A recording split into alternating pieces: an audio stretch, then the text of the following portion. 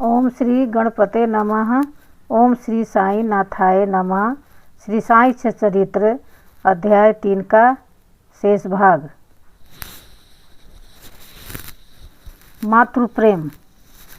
गाय का अपने बछड़े पर प्रेम सर्वविदित ही है। अब उसके स्तन सदैव दुग्ध से पूर्ण रहते हैं और जब भूखा बछड़ा स्तन की ओर दौड़कर आता है तो दुग्ध की धारा स्वतः प्रवाहित होने लगती है। उसी प्रकार माता भी अपने बच्चे की आवश्यकता का पहले से ही ध्यान रखती है और ठीक समय पर स्तनपान कराती है। वह बालक का श्रृंगार उत्तम ढंग से करती है, परंतु बालक को इसका कोई भान ही नहीं होता। बालक के सुंदर श्रृंगारादि को देखकर माता के हर्ष का पावार नहीं रहता। माता का प्रेम विचित्र, असाधारण और निस्वार्थ है, जिसकी कोई उपमा नहीं है। ठीक इसी प्रकार सद्गुरु का प्रेम अपने शिष्य पर होता है। ऐसा ही प्रेम बाबा का मुझ पर था। उदाहरणार्थ वह निम्न प्रकार था। सन 1916 में मैंने नौकरी से अवकाश ग्रहण किया। जो पेंशन मुझे मिलती थी वह मेरे कुटुंब के निर्वाह के लिए अपर्याप्त थी। उसी वर्ष की गुरु पूर्णिमा के दिवस मैं अन्य भक्तों के साथ शिरडी गया। वहाँ अन्ना चिंचिकर ने स्वतः ही मेरे लिए बाबा से इस प्रकार प्रार्थना की, इन पर कृपा करो, जो पेंशन इन्हें मिलती है वह निर्वाह योग्य नहीं है। कुटुंब में वृद्धि हो रही है, कृपा और कोई नौकरी दिला दीजिए ताकि इनकी चिंता दूर हो और वे सुखपूर्वक रहें। बाबा ने उत्तर दिया कि इन्हें नौकरी मिल जाएगी, परंतु अब इन्हें मेरी सेवा में ही आनंद लेना चाहिए। इनकी इच्छाएं सदैव पूर्ण होंगी। इन्हें अपना ध्यान मेरी ओर आकर्षित कर अधार्मिक तथा दुष्ट जनों की संगति से दूर रहना चाहिए।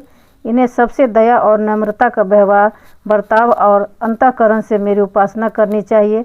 यदि वे इस प्रकार आचरण कर सके तो नित्यानंद के अधिकारी हो जाएंगे। रोहिला की कथा। यह कथा श्री साईं बाबा के समस्त प्राणियों पर समान प्रेम की सूचक है।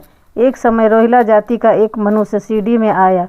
वह ऊंचा, पूरा, सुदृढ़ एवं सुगठित शरीर का था। बाबा के प्रेम से मुग्ध होकर वह शिरडी में ही रहने लगा। वह आठों पहर अपनी उच्च और कर्कश आवाज़ में कुरान शरीफ के कलमे पढ़ता और अल्लाह अकबर के नारे लगाता था। शिरडी के अधिकांश लोग खेतों में दिन भर काम करने के पश्चात जब रात्रि में घर लौटते तो रोहिला की कर्कश पुकारें उनका स्वागत करती थी। इस कारण उन्हें रात्रि में विश्राम न मिलता था, जिससे वे अधिक कष्ट और असुविधा का अनुभव करने लगे। कई दिनों तक तो वे मौन रहे, परंतु जब कष्ट असहनीय हो गया तब उन्होंने बाबा को समीप जाकर रोहिला को मनाकर इस उत्पात को रोकने की प्रार्थना की। बाबा ने उन लोगों की इस प्रार्थना पर ध्यान न दिया। इसके विपरीत गांव वालों को आड़े हाथे लेते हुए बोले कि वे अपने कार्य पर ही ध्यान दें और रोहिला की ओर ध्यान न दें। बाबा ने उन्हें कहा कि रोहिला की पत्नी बुरे स्वभाव की है और वह रोहिला को तथा मुझे अधिक कष्ट पहुंचाती है, परंतु वह उसके कलमों के समक्ष उपस्थित होने का साहस करने में असमर्थ है और इसी प्रकार वह शांति और सुख में है। यथार्थ में रोहिला की कोई पत्नी न थी। बाबा का संकेत केवल कुविचारों की ओर था। अन्य विषयों की अपेक्षा बाबा प्रार्थना और इस आराधना को महत्व देते थे। अतः उन्होंने रोहिला के पक्ष का समर्थन कर ग्रामवासियों को शांतिपूर्वक थोड़े समय तक उत्पात सहन करने का परामर्श दिया। बाबा के मधुर अमृतोपदेश। एक दिन दोपहर की आरती के पश्चात भक्तगण अपने घरों को लौट रहे थे। तब बाबा ने निम्नलिखित अति सुंदर उपदेश दिया, तुम चाहे कहीं भी रहो, जो इच्छा हो सो करो, परंतु यह सदैव स्मरण रखो कि जो कुछ तुम करते हो वह सब मुझे ज्ञात है। मैं ही समस्त प्राणियों का प्रभु और घट घट में व्याप्त हूँ। मेरे ही उदर में समस्त जड़ व चेतन प्राणी समाये हुए हैं। मैं ही समस्त ब्रह्मांड का नियंत्रण करता व संचालक हूँ। मैं ही उत्पत्ति, स्थिति एवं संहार करता हूँ। मेरी भक्ति करने वालों को कोई हानि नहीं पहुँचा सकता। मेरे ध्यान की उपेक्षा करने वाला माया के पास में फंस जाता है। समस्त जंतु, चींटियाँ तथा दृश्यमान परिवर्तन और अस्थायी विश्व मेरे ही स्वरूप हैं। इस सुंदर तथा अमूल्य उपदेश को श्रवण कर मैंने तुरंत यह दृढ़ निश्चय कर लिया कि अब भविष्य में अपने गुरु के अतिरिक्त अन्य किसी मानव की सेवा न करूँगा। मुझे नौकरी मिल जाएगी। बाबा के इन वचनों का विचार मेरे मस्तिष्क में बार बार चक्कर काटने लगा। मुझे विचार आने लगा, क्या सचमुच ऐसा घटित होगा?